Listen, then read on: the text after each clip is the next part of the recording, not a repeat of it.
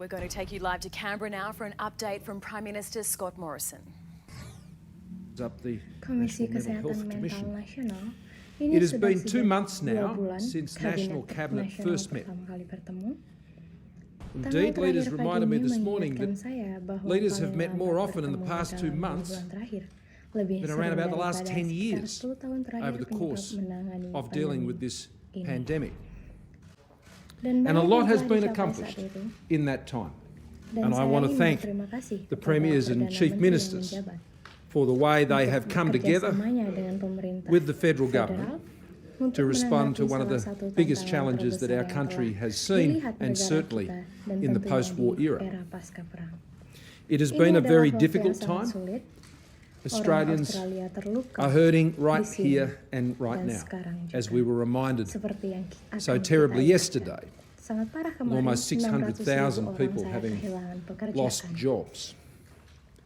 And it has been a National Cabinet that has been very aware of these impacts. And they have made difficult decisions together to protect the health of Australians, but also to protect the livelihoods of Australians as well.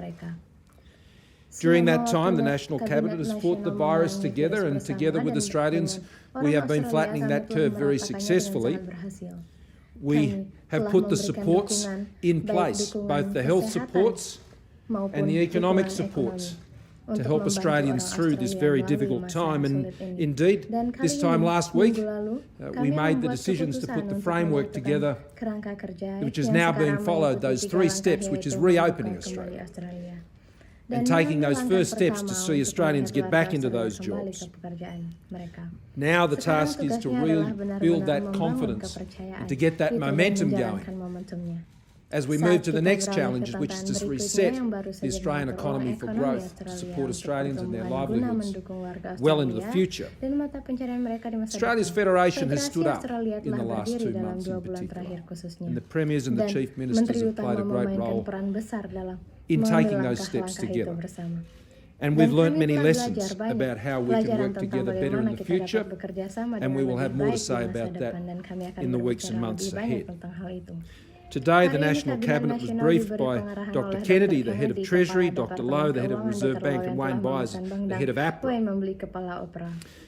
It was an opportunity, an important one, to be briefed fully on yesterday's unemployment figures and how it was impacting across the country. It was also an opportunity for Premiers and Chief Ministers and I to reaffirm our commitment to see how we can work together and how we will work together to get those Australians back into jobs. That is the curve we are now working on together. We noted during that briefing that the stability had returned to financial markets. While they are fragile, they remain very functional. We noted that our banking system has stood up well, but we must be conscious that the shock absorbers that are in our system, whether it be in the banking system or indeed in federal supports and other supports, they have limits. They are not endless. They have capacities.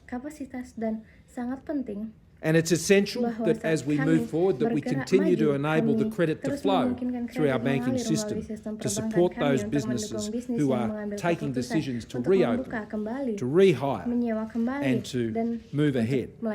Some $220 billion in loan deferrals have already been put in place in our banking system, about 2/3 of that in mortgages and 1/3 for small and medium-sized enterprises.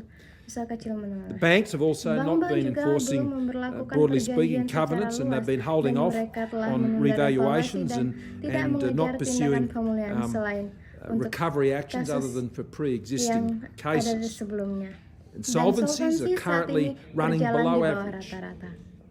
That's obviously supported by what I've just said in terms of the actions that banks have been taking, but also importantly, one of the significant protections that we put in place as a federal government early on was the protections against actions by creditors and others against enterprises in relation to pursuing them and forcing them into liquidation.